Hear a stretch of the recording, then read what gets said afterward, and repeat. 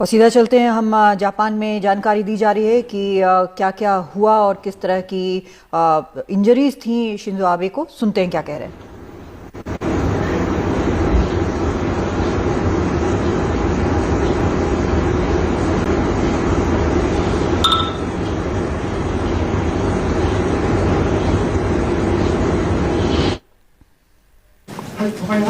Anything else?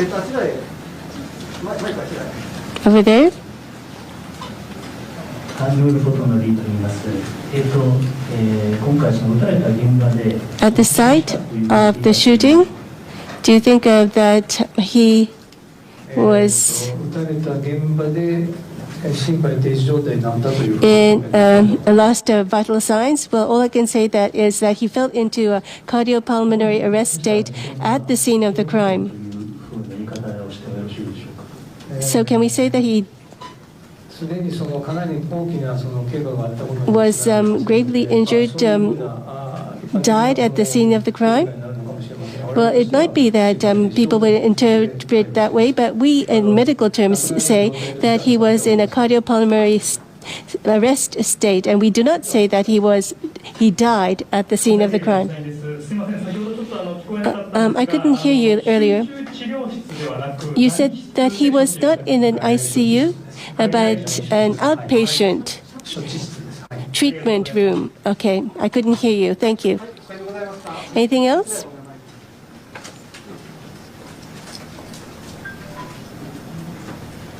お疲れ様でした。ジャーナリストの粟野と申します。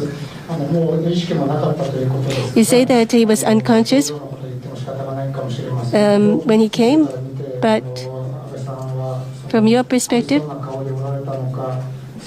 did Mr. Abe appear to be in pain? What was his expression? Well, I really didn't have time to look at his facial expression. I was busy treating him. Okay, thank you. Person here?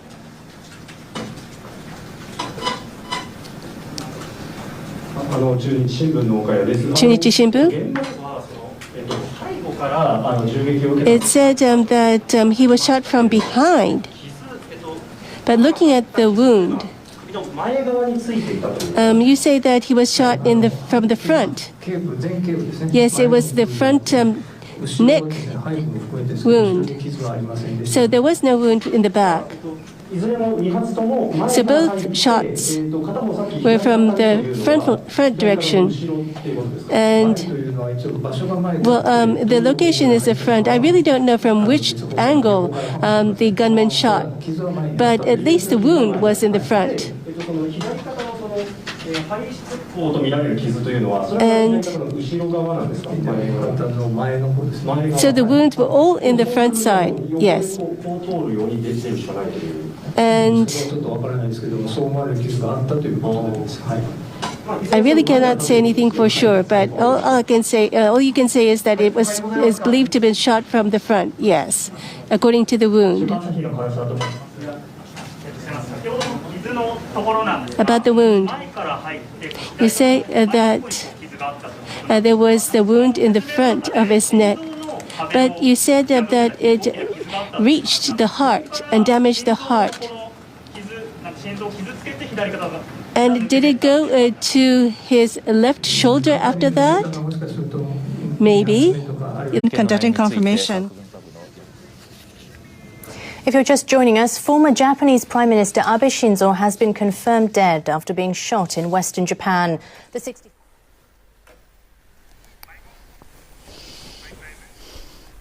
तो आप सुन रहे थे इस वक्त वहां पर Japan में hospital के जो डॉक्टर हैं जिन्होंने बचाने की कोशिश की शिंजो आबे को, वो जानकारी दे रहे थे। उन्होंने कहा कि 12:20 पर जापान टाइम के मुताबिक 12:20 पर शिंजो आबे को अस्पताल लाया गया। उस वक्त मेडिकल टर्म्स में उनका कार्डियक अरेस्ट हो चुका था, कोई भी लाइफ के साइन नहीं दिख रहे थे। उनको उस वक्त जो कोशिश की गई उनको वापस लाने की, लेकिन 5:03 पर उनको मृत घोषित कर दिया गया। ये वहां के डॉक्टर्स का कहना है। उन्होंने ये भी कहा कि लगता ऐसा है जैसे कि बहुत ज्यादा खून बह जाने के कारण उनकी मौत हुई, लेकिन जो इंजरी थी, जो बुलेट इंजरी थी, वो उनके दिल तक पहुंची थी। वहां पर बुलेट जो है उनके हार्ट तक पहुंचा था और ये काफ़ी गहरा एक वूंड था, काफ़ी गहरी ये इंजरी थी और ये कारण बना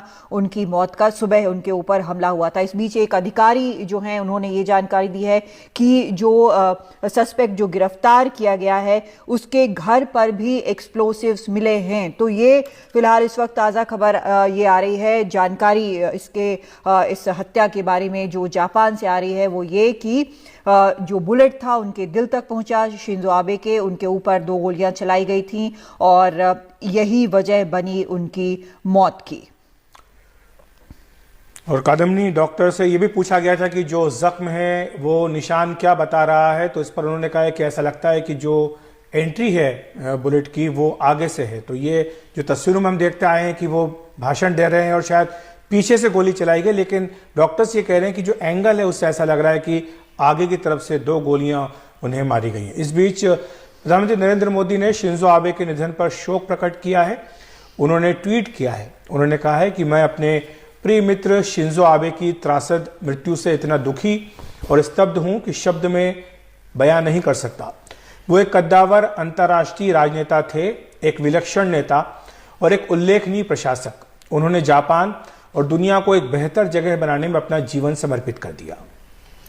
हाल के अपने जापान दौरे पर मुझे फिर आबे से मुलाकात हुई और बहुत सारे मुद्दों पर चर्चा करने का अवसर मिला। वो हमेशा की तरह वाकपटु और अंतर्दृष्टि से भरे थे। मुझे कतई अंदाजा नहीं था कि ये मेरी आखिरी मुलाकात होने जा रही है।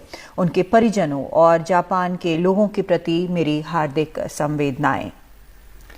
पीएम मोदी ने यह भी कहा है कि पूर्व प्रधानमंत्री शिंजो आबे के प्रति गहरे सम्मान के तौर पर 9 जुलाई यानी कल एक दिन का राष्ट्रीय शोक रखा जाएगा।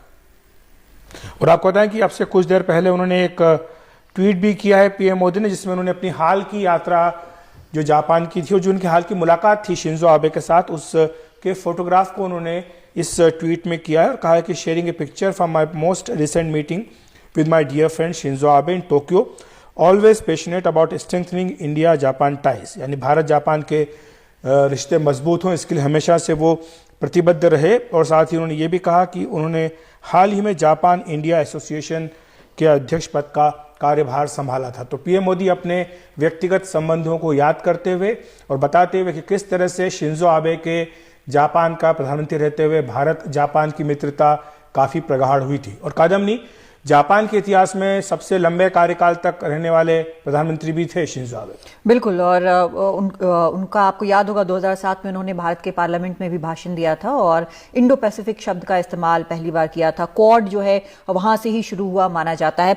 सीधा रुख करते हैं हमारे senior editor political and foreign affairs Uma Shankar Singh का। उमा, अभी हमने अस्पताल में जो डॉक्टर जिन्होंने उनको गोली मारे जाने के बाद देखा उनको हमने सुना। उन्होंने कहा कि दिल तक पहुंच गया था बुलेट और बहुत ज़्यादा ब्लीडिंग हो गई, इसके कारण उनकी मौत हुई। लेकिन एक और चीज़ जो अहम उन्होंने कही कि गोली के एंगल से ये लगता है कि सामने से गोली चली है। ये एक बिल्कुल अलग रंग दे देता है इस हत्या को। जी देखिए, मौका वारदात से जितने तरह के वीडियोज आए हैं लगातार तकरीबन हर वीडियो को मैं देख रहा हूं और जो समझ में आ रही है बात वो ये कि पहली गोली जो चली है वो पीछे से चली है और वो गोली शायद शिंजो आबे को नहीं लगी है। शिंजो आबे उसके बाद पलटे हैं जिस तरफ से गोली चली है उस तरफ, और उसके बाद जो दूसरी गोली चली है वो उनको सामने से हिट किया है। ये एक संभावना है जिस तरह के वीडियोज आए हैं जो जितना देखकर मैं समझ पाया हूं, क्योंकि पहली गोली तो साफ तौर पर पीछे से चलती नजर आ रही जिसमें धुआं भी देखा जा सकता है और उस समय शिंजो आबे जो है वो सामने की तरफ रुककर जो लोग वहां पे मौजूद थे सभा में उसकी तरफ मुखातिब थे और उसके बाद सारे कैमरे क्योंकि हिल जाते हैं, उसके बाद जो एक दूसरे एंगल से जो शॉट है उसमें देखने में ये आता है कि हमलावर जो है वो गोली चला रहा है, लेकिन उस समय शिंजो आबे की स्थिति क्या है वो उस वीडियो में साफ नहीं है। तो ये जो एक कंफ्यूजन की स्थिति है जिसमें डॉक्टर ये कह रहे हैं कि गोली जो शरीर में लगी है वो सामने से लगी है, जबकि जो पहला वीडियो आया है उसमें गोली पीछे से चलती नजर आ रही है। तो ये ये एक कंफ्यूजन का विषय है और हो सकता है कि आगे की जांच में इस पर ज्यादा पुख्ता तौर पे बात सामने आए। लेकिन ये एक दुखद घटना है जिस तरीके से सुरक्षा की व्यवस्था वहां पर थी और जैसा कि ये कहा जाता है कि एक पूर्व प्रधानमंत्री को वहां पे महज 4 सुरक्षाकर्मी दिए जाते हैं, उसके अलावा कोई ज्यादा बड़ी नफरी नहीं होती और जिस तरह के विजुअल्स हैं उसमें भी कोई खास सुरक्षा के बंदोबस्त नजर नहीं आते। और इसके पीछे की वजह एक ये भी हो सकती है क्योंकि इस तरह के हमले या इस तरह की वारदात जापान के इतिहास में बहुत ही रेयर ही हुए हैं, काफी विरले ही हुए हैं। तो ऐसे में जब वो एक नुक्कड़ सभा को संबोधित कर रहे थे, एक सरप्राइज एलिमेंट जो था